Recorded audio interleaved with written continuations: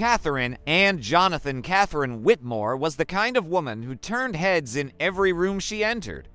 Tall, striking, with raven black hair that fell in soft waves to her shoulders and eyes the color of storm clouds, she carried an air of mystery that only added to her allure. She wasn't just beautiful, she was captivating, dangerously so, as though something in her presence whispered of secrets better left undiscovered. She grew up in the quiet town of Bristow, nestled somewhere between rolling hills and forgotten woods. Her family, the Whitmores, were respected but not deeply loved. There were whispers about them, hushed stories told in taverns, murmurs passed on by old women sitting by their porches at dusk. Catherine's mother, Evelyn, had been a woman of similar beauty, though she aged early, her eyes hollowing out as if shadows lived behind them.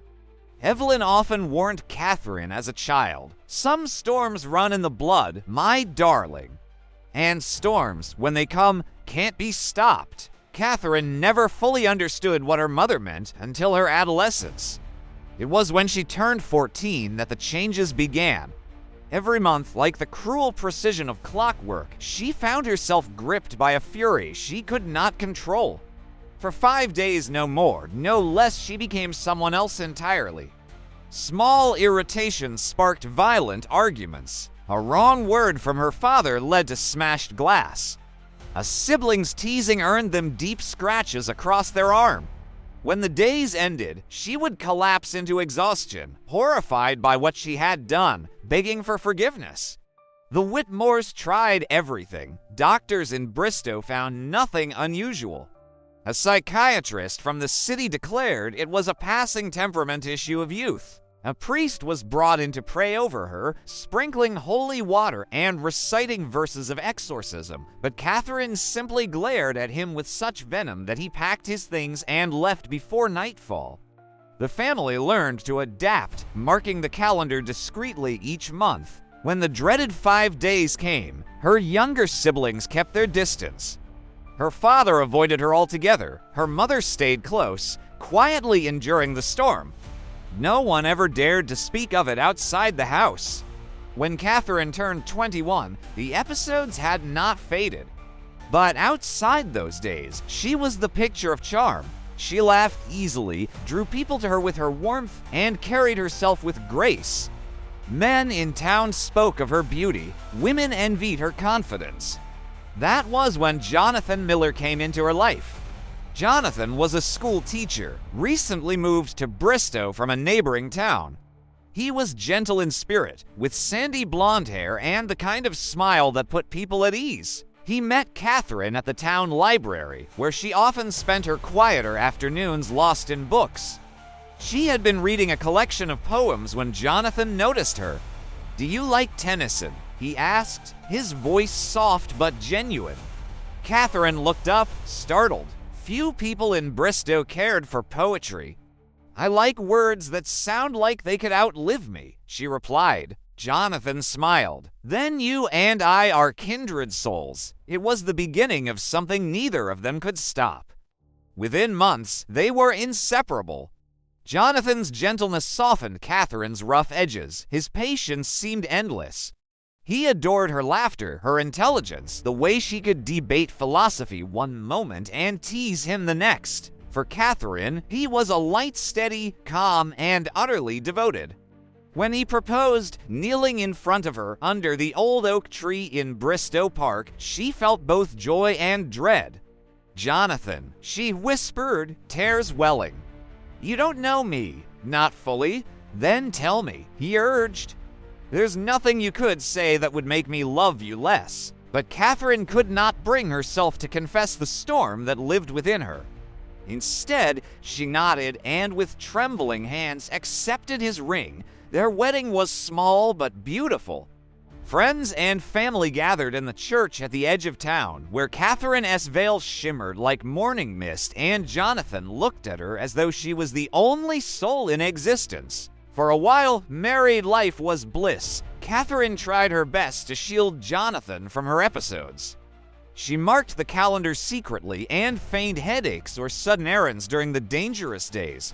For several months, it seemed to work. Jonathan remained unaware, basking in the joy of his new bride.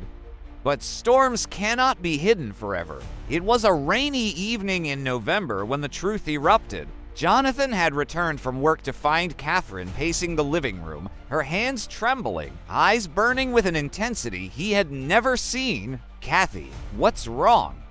he asked, setting down his bag. "Nothing," she snapped, her voice sharp enough to cut through him. "Why must you always ask questions? Can't you just leave me alone for once?"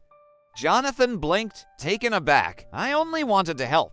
"Help," she hissed, her voice rising. "You don't help, you smother. You watch me like a hawk, like I'm some fragile thing about to break." Her words were venom, and Jonathan felt each one pierce him. He tried to calm her, reaching for her hand, but she shoved him back with surprising force. Over the next days, her rage only grew. Plates shattered against walls. Accusations flew out of nowhere. Jonathan, bewildered, tried to endure it with patience. "It's just stress," he told himself. She calmed down, but on the fifth night, the storm claimed him. It was late. Rain lashed against the windows as thunder rolled through the sky. Catherine was in the kitchen, trembling with fury at nothing in particular. Jonathan approached her carefully, holding a cup of tea. "Kathy," he whispered, "please, sit down. Just breathe." She spun on him, eyes wild. "Don't tell me what to do." Her hands lashed out, striking the cup from his hands. The scalding liquid splashed across the floor. Jonathan tried to steady her arms, to hold her still, but in her frenzy, she grabbed the nearest object, a heavy iron candlestick from the counter. Before Jonathan could react, she swung. The blow landed against his temple with a sickening crack. He staggered, eyes wide with shock, and collapsed. The rage drained from Catherine instantly, replaced by horror. She dropped the candlestick, falling to her knees beside him. "Jonathan, Jonathan," she cried, shaking him. His lips parted, and with his last breath, he whispered something she would never forget. "I love you." Then his eyes went still.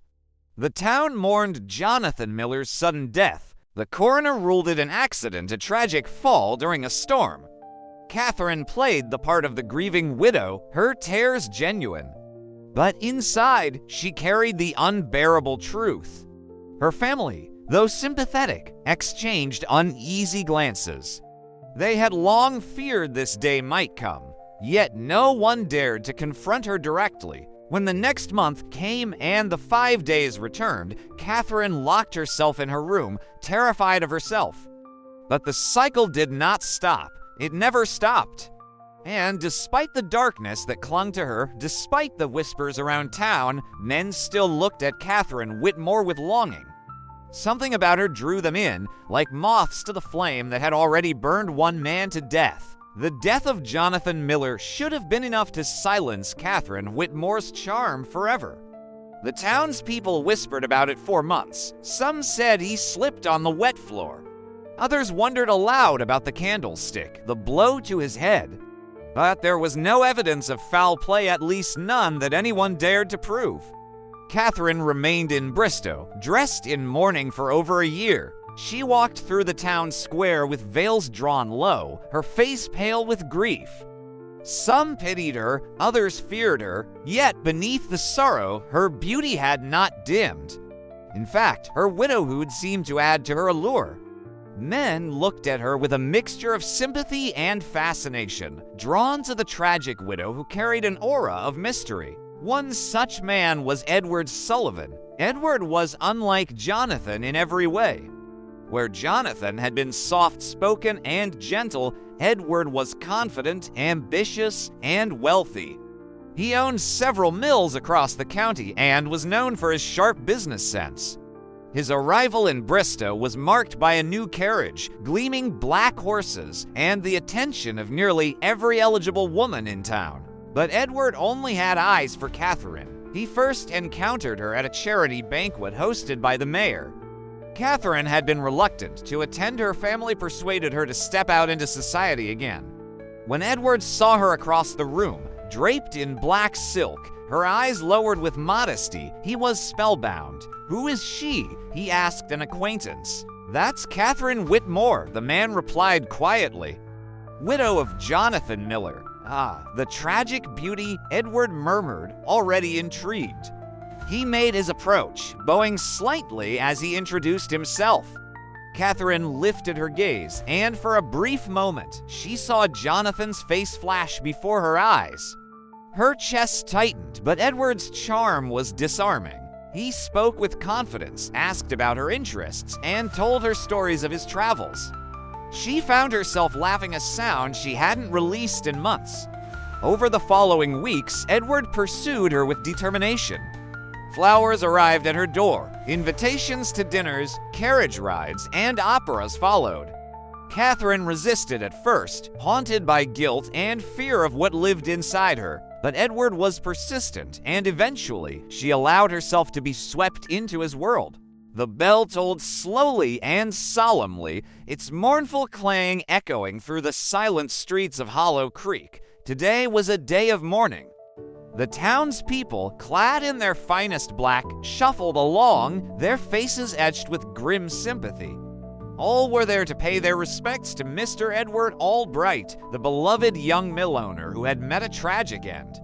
Yet, even in the midst of the somber procession, whispers slithered like serpents, hissing tales that dared not be spoken aloud. For how could they have guessed that the very source of the town's sorrow was hidden in plain sight, veiled in innocence and grief?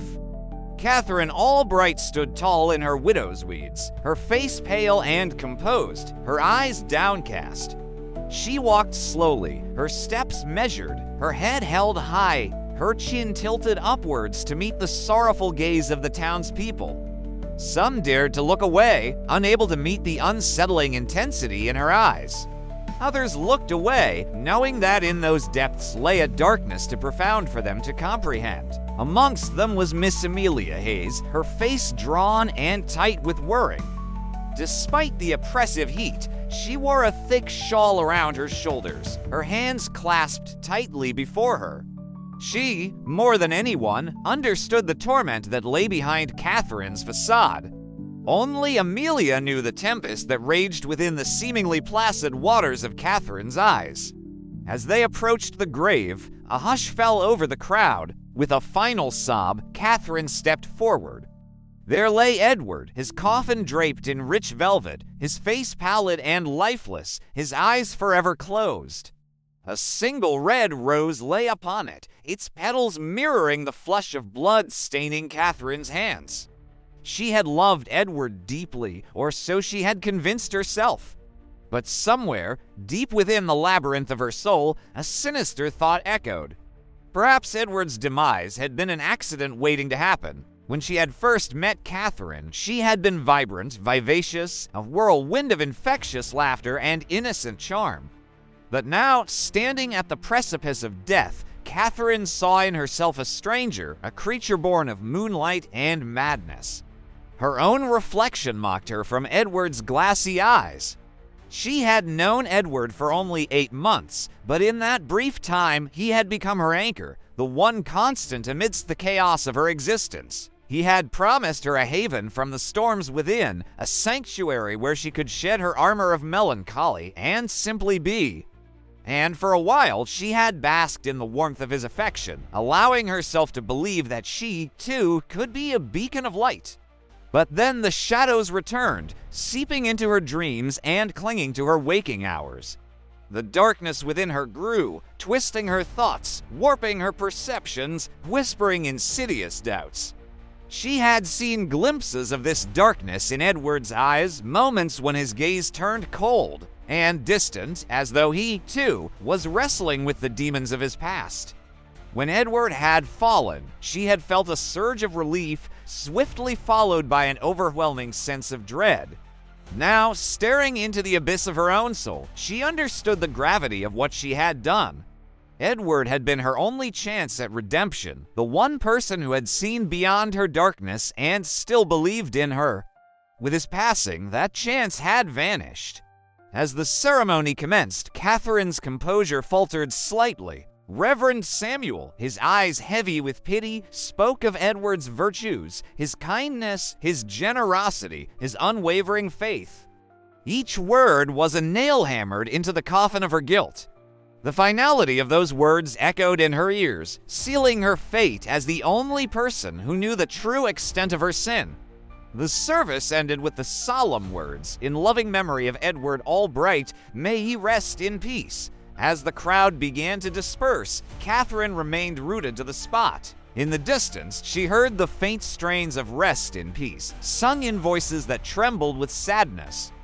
Yet, in Catherine's ears, the song sounded mocking, a dirge for a life she had extinguished. Days turned into weeks, and weeks into months, yet for Catherine, time stood still. She continued to live in the grand house on the hill, moving like a ghost through the rooms that echoed with Edward's memory.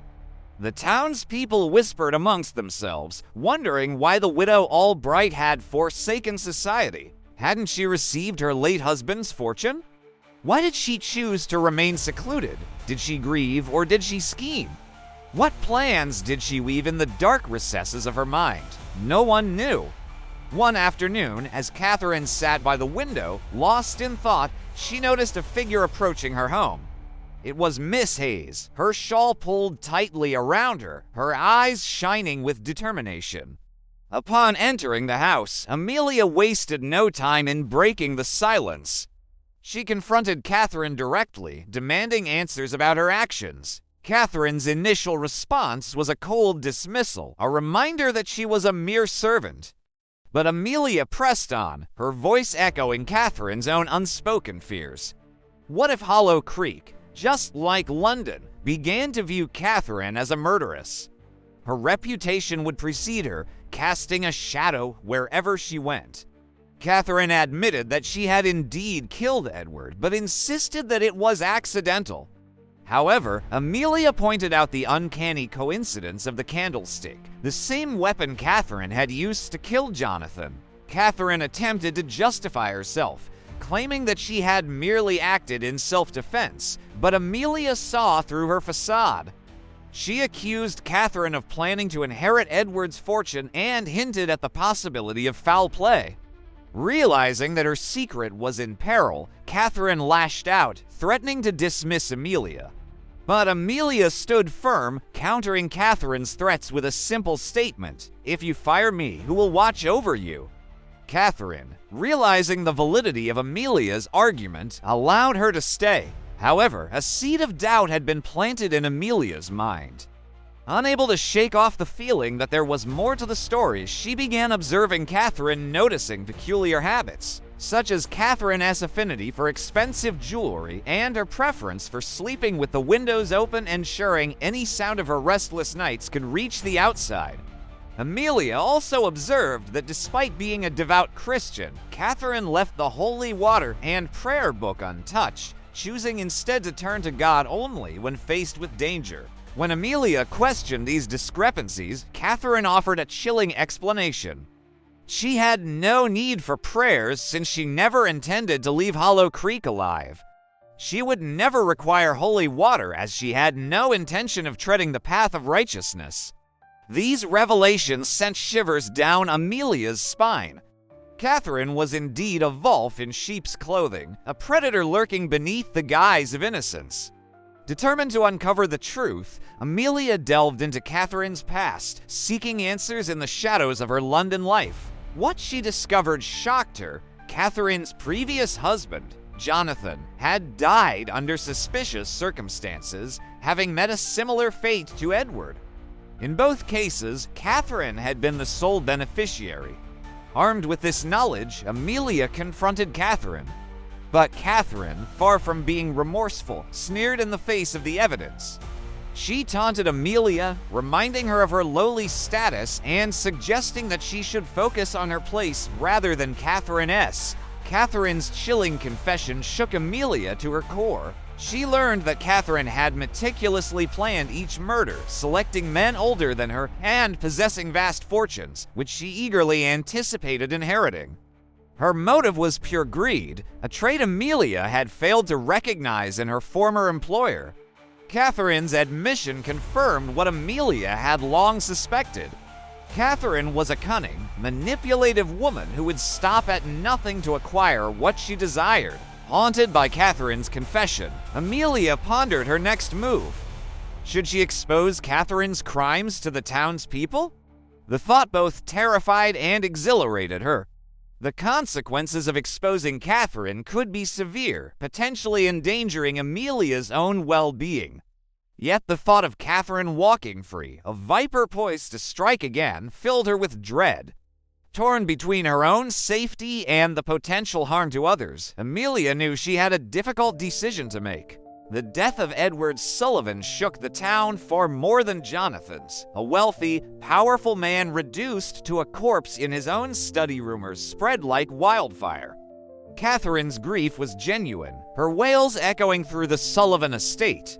But behind the sorrow lay the unbearable truth. Once again, her storm had claimed the man who loved her most. The coroner declared it a tragic accident. Edward had fallen, struck his head on the desk. Catherine was spared suspicion, though whispers grew louder. 2 husbands, people muttered. Both dead, both accidents. How much misfortune can follow one woman? But still, men's eyes lingered on Catherine Whitmore. Tragedy only deepened her beauty, making her a figure of fascination and desire. And somewhere deep inside, Catherine wondered how many more would fall before the storm within her finally consumed her too. By the time Edward Sullivan's body was lowered into the ground, Catherine Whitmore was already spoken of in whispers, 2 husbands, 2 tragic accidents. Some in Bristow called her cursed, others pitied her as a woman with a heart too fragile to withstand the cruelty of fate. And yet, as always, Catherine's beauty drew men like moths to her flame. She had sworn never to marry again. After Edward, she told her mother Evelyn she would live alone, cloaked in widow's black until death came for her. But Catherine's heart was never left alone for long. Michael Carter was unlike Jonathan or Edward. He was a man of God, devoted, steady, and widely respected in Bristow. Tall and broad-shouldered, with a kind face and a voice that carried conviction, he had been the pastor of the town's church for nearly a decade. Michael first approached Catherine after a Sunday service, when she slipped in quietly and left before the benediction. "Mrs. Whitmore," he said gently, catching her by the arm outside. She stiffened. "Pastor Carter, I'm glad you came today," he said. "It's good to see you in the house of God." Catherine looked away, her eyes shadowed. "I don't deserve to be there." "None of us do," Michael said with a smile. "That's why his grace is enough." His kindness disarmed her. Unlike other men, Michael did not chase her with gifts or flattery. He offered patience, prayer, and quiet presence. He visited often, sitting in her parlor to read scripture aloud or simply listening when she wept. Slowly, Catherine felt something she hadn't in years: hope. The townspeople raised their eyebrows when Michael began courting Catherine. A pastor and her, they whispered, but Michael was resolute. "She has suffered enough," he told his congregation. "If God has placed her in my path, then I must love her as Christ loves the church." Within a year, he proposed. Catherine hesitated, her heart torn. Twice before she had walked down the aisle, and twice she had buried a husband. "Michael, you don't know what you're asking," she whispered. "I carry storms inside me. They destroy everything I touch." Michael cupped her face gently. "Then let me calm the storm." They married in a small ceremony at the church. Catherine, for once, dared to dream of peace. For the first months, married life with Michael felt different. Catherine found solace in his prayers, his unwavering belief that God could heal her. He encouraged her to join in fasts, to read the Psalms aloud when she felt restless, but the 5 days still came. The first time it happened after their marriage, Catherine tried to hide it. She feigned illness, locking herself in their bedroom. But Michael insisted on staying by her side. "Catherine, let me pray with you," he said, kneeling by the bed. "Leave me," she snarled, her voice low and dangerous. Her eyes burned as though another presence had taken root inside her. Michael did not flinch. "No, I will not leave. Greater is he who is in me than he who is in the world." Her nails raked across the bedpost, with splintering under her grip. For 5 nights, Michael stayed with her, fasting and praying, refusing to be driven away. When the storm passed, Catherine collapsed in tears, clinging to him. "You should leave me," she whispered. "Never," he said firmly. "We will break this together." Michael's determination grew. He organized prayer vigils at the church, inviting trusted elders to intercede for Catherine. They laid hands on her, prayed in tongues, anointed her with oil. Catherine convulsed, screamed, and wept, but nothing broke the cycle. One elder muttered, "This is not just spiritual.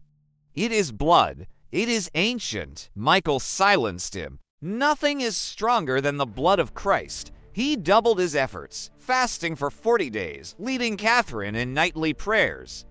But each month, the storm returned with unrelenting fury. Catherine began to dread the calendar more than ever. It was in the winter of their 3rd year together that the tragedy struck. The storm came like clockwork, and Michael was ready with prayer and scripture. But Catherine's rage was worse than ever. She smashed furniture, tore at her own hair, screamed blasphemies that made Michael's blood run cold. On the 4th night, she seized a kitchen knife. "Catherine!"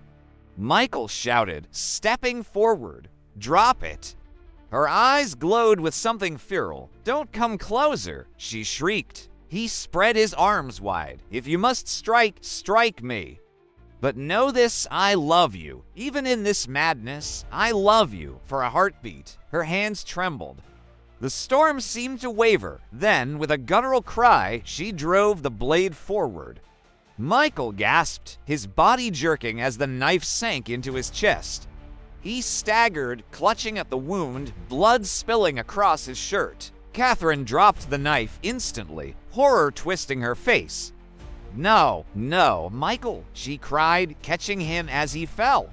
With his last breath, Michael whispered, "God, forgive her. I love you." Then he was gone. The church was shaken to its core, their pastor dead in his own home. The official word was an accident, though rumors swirled darker than ever. 3 husbands, 3 deaths. Catherine was now more feared than pitied. Some said she was cursed, others that she was a witch. Yet, even in the murmurs of suspicion, men still looked at her with fascination. She wore mourning black again, her beauty untarnished, her sorrow deep. She isolated herself for months, racked with guilt. Her family begged her to leave Bristow, but she stayed, because somewhere inside, she knew the storm was not done, and the worst was yet to come. By the time Pastor Michael Carter was buried, Catherine Whitmore's name had become legend in Bristow. 3 husbands, 3 graves. All men who had loved her deeply. Some said she was cursed. Others whispered she was cursed and blessed, for no matter how many lives the storm inside her claimed, her beauty only deepened. Her presence only grew more magnetic. Men pitied her, feared her, but still they were drawn, as if Catherine carried not only death, but a spell of devotion. Catherine, meanwhile, was weary of life itself. She no longer wore mourning veils or attended public gatherings. She lived quietly in her home on the edge of town, shutting out the world. She told her mother Evelyn she would never marry again. "I am poison," Catherine whispered one night, tears streaking her face. "Every man I touch dies." Her mother's face was pale, haunted. "It runs in the blood, Catherine. You were born with this storm. I tried to warn you." "What do you mean?" Catherine pressed, desperation in her voice. But Evelyn only shook her head. "Some things are too old to explain. He was a widowed writer from Boston, known for his Gothic novels and essays on human nature. He came to Bristow seeking quiet and inspiration. He was older than Catherine, with graying hair at his temples and intelligent eyes that missed little. When he first saw her, it was not at a ball or a church service, but in the cemetery. Catherine was placing flowers on Michael's grave. Thomas, who had come to sketch the old headstones for a story, paused when he saw her. Dressed in black, her hair veiled, she looked less like a woman than a tragic figure from one of his novels. Later, he asked the caretaker, "Who is she?" The man frowned. "Catherine Whitmore, widow thrice over. Men fall for her, and they don't live long." Thomas's interest deepened. Not in mockery, not in superstition, but in fascination. He was a man who lived to understand mysteries, and Catherine was the greatest mystery of them all. Unlike other suitors, Thomas approached Catherine not with flowers, but with words. "I know what they say about you," he told her on their first real conversation. "And yet here I am." She stared at him, startled. "Then you're a fool, perhaps," he admitted. "But I would rather die seeking truth than live avoiding it." His honesty disarmed her. Slowly, against her better judgment, Catherine let him in. He visited often, bringing books, discussing philosophy, asking about her dreams. He did not flinch when she warned him of the storm inside her. "Then let me study the storm," he said calmly. "Perhaps it can be named. And if it can be named, it can be defeated." Despite herself, Catherine felt hope stir again. Their wedding was small, held quietly with only family present. Unlike her past marriages, there was no illusion here. Thomas entered fully aware of her history, her curse. "Even if you kill me," he whispered on their wedding night, "I will still count myself blessed for having loved you." Catherine wept, clinging to him. For a time, their marriage was strangely peaceful. Thomas wrote by day, while Catherine tended the house. In the evenings, they read aloud to each other. But always, in the back of her mind, Catherine counted the days. And when the storm came, Thomas was ready. Unlike Jonathan, who loved blindly. Unlike Edward, who documented quietly. Unlike Michael, who fought spiritually, Thomas confronted the storm with reason. When Catherine's 5 days began, he observed her with both fear and fascination. He took notes, detailed sketches of her moods, timing every shift, every violent burst. He compared them against the lunar calendar, against the weather, even against her family history. It was then that he uncovered something Catherine had long suspected but never dared to name. The Whitmore women had all carried the same affliction. Catherine's grandmother had been whispered about for her mad spells. Her great-aunt died under suspicious circumstances.